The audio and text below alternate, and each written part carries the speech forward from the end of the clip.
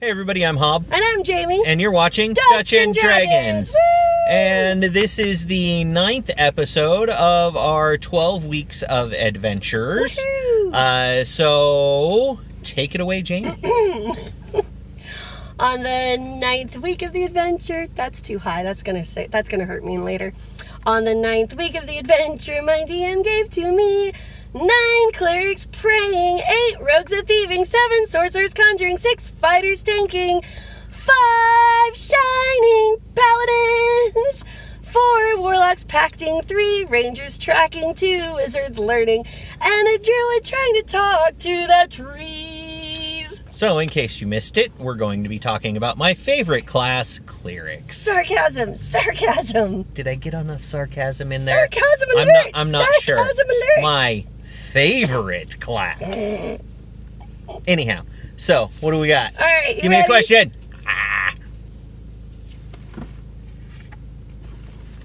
Hi. What is the best buddy comedy pairing with this class? I hate this class. Warlock. Warlock? A warlock and a cleric walk into a bar. A warlock and a cleric walk into a bar. You know, that actually is pretty funny. Mm-hmm. I can get behind that. Yeah. I can get behind that. All right, next question. He's not even going to answer. He's just no, like seriously, like I can get behind that. A warlock and a cleric walk into a bar. It's like the beginning of a great joke. Yep. Okay, how can you help a player be successful with this class? Holy crap, y'all. Okay, so part of the reason that I have such a hate on for the cleric class is because of the way that newer players tend to play it. So, which is like a World of Warcraft priest. Yeah, which is like a priest from most MMO RPGs. Yeah, my life. I'm always warm. Come on. And I'm not getting wet at the moment. Ooh, we're getting a strip show. Anyhow, so the reason that I get frustrated with the cleric is more because of the way that players now play the cleric. And it feels like they're trying to play a priest from most MMOs. And they're all back of the bus with the heals. They stand in the back. Does anybody need healing? Heal.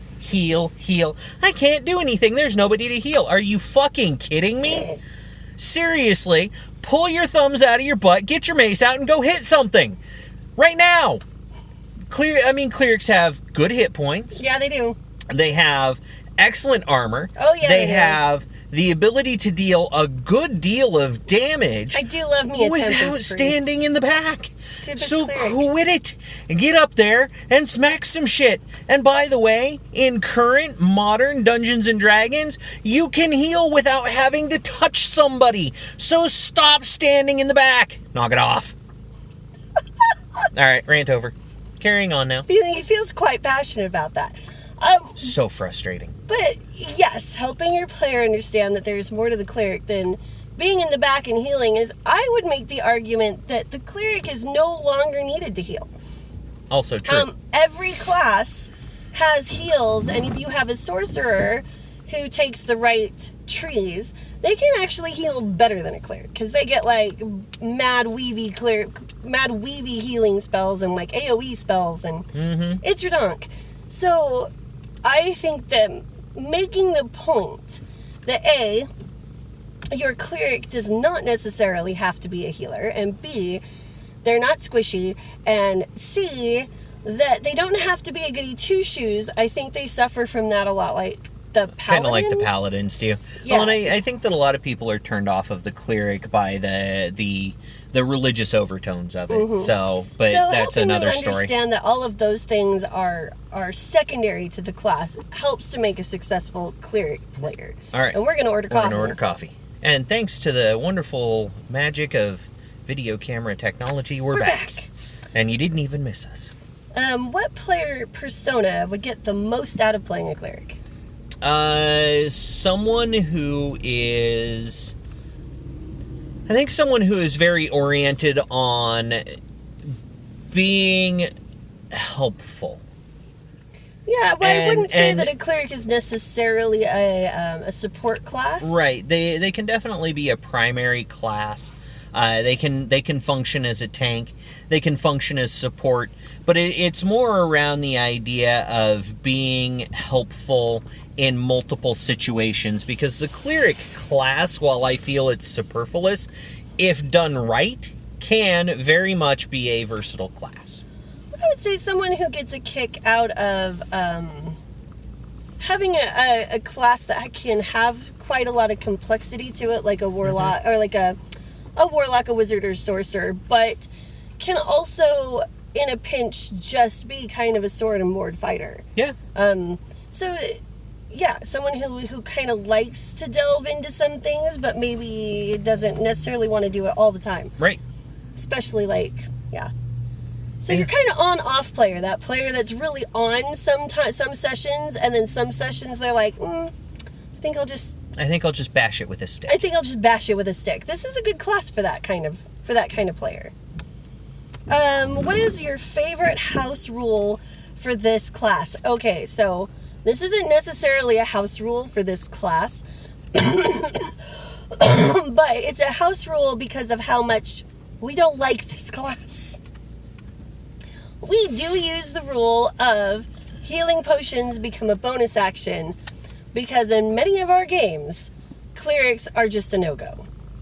And it's not even that clerics are a no-go. A lot of our players don't play the clerics, and not because we turn them away from it, but simply because I think that the like I said, a lot of the class connotations as far as the religious overtones and that kind of stuff turn a lot of our players off. Or we do get clerics. Or we do get clerics, and they're useless. And they're so funny. No, well, it's so funny because we bitch about how much so many clerics just stand back and heal, and then somehow we end up at a table where everybody is a cleric, but nobody took healing at all. Nobody can heal. And it's so not that they can't heal. It's just that's not what they're good at. We've had that happen 4 times now? 4 times. Well, and to be fair, part of that is a session 0 miscommunication. Yep. If you have a player, and this is going to help with that success thing. Yep. Who says, I am going to play a cleric. You, as the DM, look at them and go, great, what kind? Be very specific, because other people at the table will hear, I'm going to play a cleric, and they'll be like, right, we have a dedicated healer. We have a healer. That's what they hear. That's what they hear. Not great. They just hear, oh, great, we have a healer. Yeah, they hear, I am playing the healer, even though, like we said, so we keep telling people over and over and over again, just because you say cleric does not equate healer. That's true. At all. Like, just because you have a cleric does not mean you even have to take healing spells. Yeah. You just might not be that kind of cleric. It's very true. Fine. But you need to let the rest of the table know that, because what happened is we had someone take a cleric, and I don't know who was DMing. I can't remember. It was it's happened multiple times. But for whatever reason, you and I did not catch it. Like, it just didn't register, and we made the fatal mistake of going, great, what kind, and make sure that the table knows that, and they get into their first fight, and everyone's dying, and people go, cleric, save us! And the cleric goes, oh, I'm not that kind of a cleric. He had no heals whatsoever, and everybody missed it. And the whole party just about wiped. We told them, like, if you want to take a healing spell, just go ahead. Like, we'll let this pass this time, but, like, it's happened a couple of times. Mistakes were made, some of them on our part. Yeah, some of them on our part. So when you hear of someone at the table who says cleric, make sure you know which kind. So our house rule really is healing potions become bonus actions. Yep. And my other house rule is there's no resurrection in my game. Oh, yeah. Clerics cannot resurrect. There's no resurrections in my games, except in exceedingly specific circumstances. Now, I will allow reincarnations, because those get hilarious. And those kinds of things, but no actual resurrections. Dead is dead. What? For the most part. And dead is parts. What kind of baddie is good to challenge this class?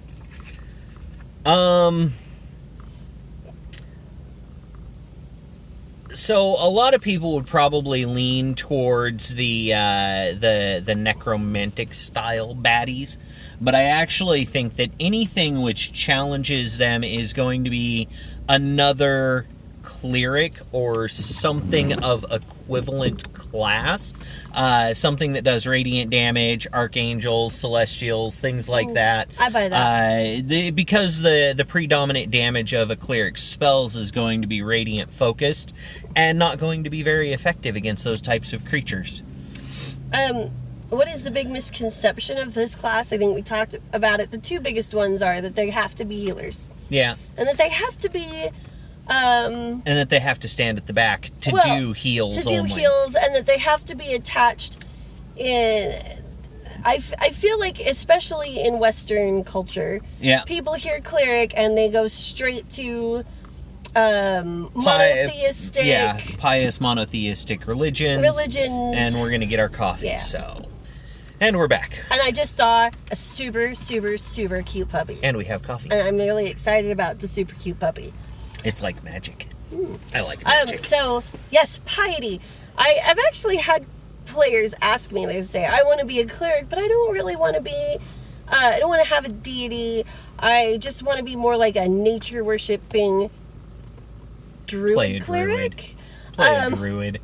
See, again, we come back to that superfluousness. Yeah, but I always tell them, do something like Tempest, and instead of it being all about, oh my gosh, my brain just went zip on that. The Tempest deity. Talos. Thank you. Instead of it being all about Talos, just Talos, just to replace him with storms. I don't know. There's enough flexibility and enough creativity involved in the process that there's no requirement that you subscribe to a specific deity. Or to a monotheistic belief system. Mm-hmm. I mean, if you look at most of the fantasy genre, there are... You say that's so weird. Genre, sorry.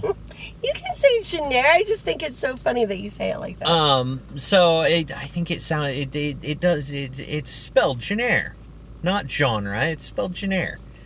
Fair enough. Whatever. Anyhow, digress on our speechification.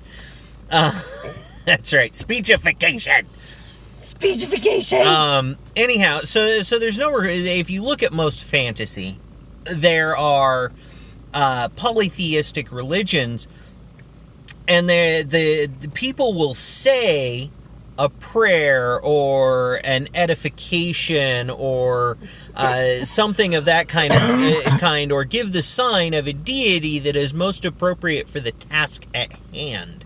So it doesn't have to be monotheistic in the way that most people think of it. Now, you might have a cleric who is devoted to a primary deity. Oh, sure.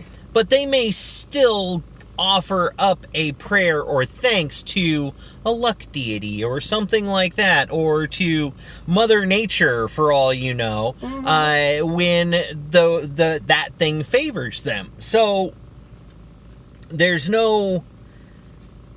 You're not locked into this idea of servitude in the same way that we think of it in Western religion, where, like, you're locked into God, and God is the only God that you can serve. That's not the way that most of the fantasy and not even the D&D theistic beliefs are structured. Unless you want to play it that way. Unless you want to play it that way, which is totally okay if you want to play it that way.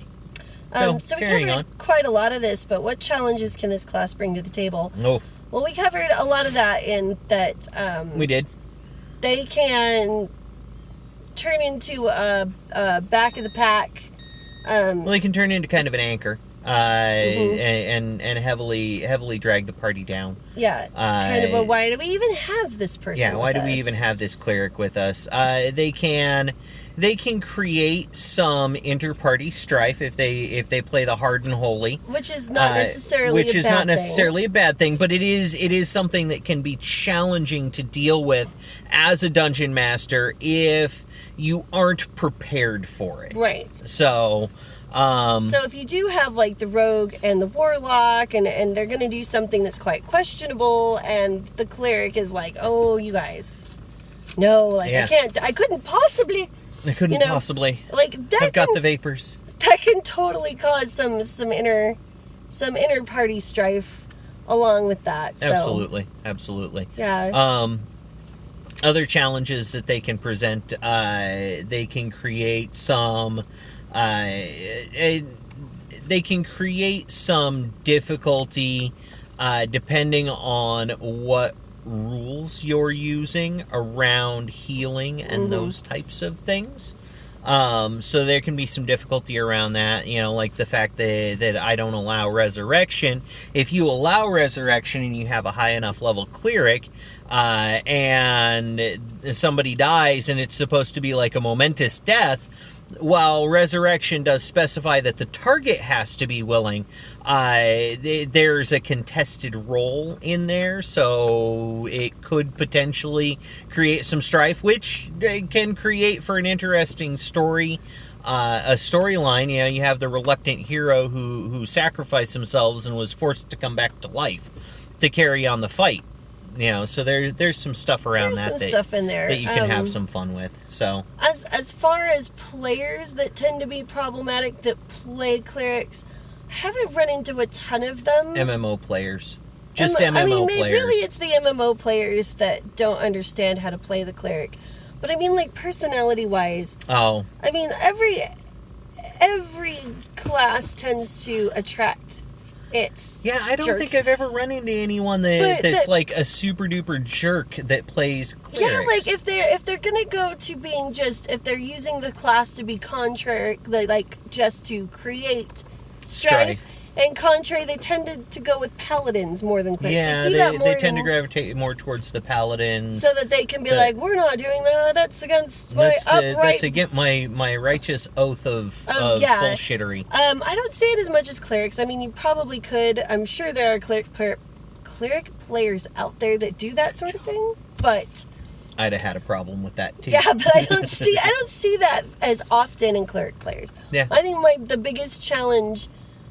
personality-wise, or people who come from MMOs and they just think that they're gonna stand in the back and sort of heal. They take it as I see a lot of people who are new to Dungeons and Dragons take it as sort of like a safe option. Yeah. Like, I'm gonna get my feet wet with the cleric because they're gonna stand in the back and heal, and then they don't have any fun because that's not what the cleric does.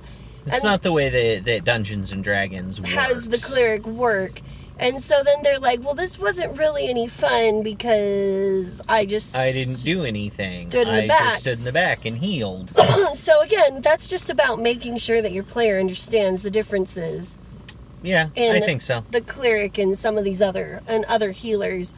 And I always tell new players getting their feet wet to try something like a knight or a barbarian that's really straightforward. Yeah. Start with something that's very, very head-on, straightforward. Mm-hmm. All right, so what elements might we include for players of this class? I like to include moral dilemmas, especially in clerics. We have one where evil wizard was experimenting on a group of people and was turning them into hideous monstrosities. And the players came across them horribly deformed and no way to heal them back to what they were. Their souls were trapped between the plane they were on and moving on, and they were begging them for death. And, the cleric, we had a cleric in there who was a life giver and a healer, and they were like, I can't just go and slaughter all of these people. So I did it. So... What were you playing in that campaign? I was playing my Wizbarian. The Wizbarian. Yep. So the Wizbarian did it because... Yeah, I was playing Conrad at the time. No, you were playing the other dude. No, I was playing Conrad. Were you playing Conrad? Yeah, I thought you were playing the other one. No, that was actually, I think that was the first session that I was playing Conrad. Yeah, but his moral compass said, absolutely, I'm going to release these poor souls from their suffering. But that was a real big moral dilemma for the cleric. Do you release them from their suffering by basically murdering them, or do you leave them to suffer? And you could just see our poor cleric trying to figure this out. They were having a serious struggle. Moral dilemmas, challenging their deeply held belief systems are really kind of the way that you challenge the player growth and challenge the character for growth. Yeah. Now, don't do it to the point where you're just trying to break the poor soul. Yeah, don't do that. But there should be elements of the game that challenge the player in the character's deeply held beliefs. And I think that's the best way that you can challenge and engage the cleric in the story and develop that character. Yep. Well, that's all of our questions for our cleric. Yep. All done. If you have comments, suggestions, if you'd like to tell us what kind of challenges you've faced with clerics at the table, please leave those in the comments below. Tell us how we're doing. If you enjoy what we're doing, please click the like and subscribe button and click the little bell so you get notifications ding, ding. when we... she made the ding ding noise. When we post new videos. And other than that, have a wonderful day, and thank you for joining us, everyone. Have fun storming the castle.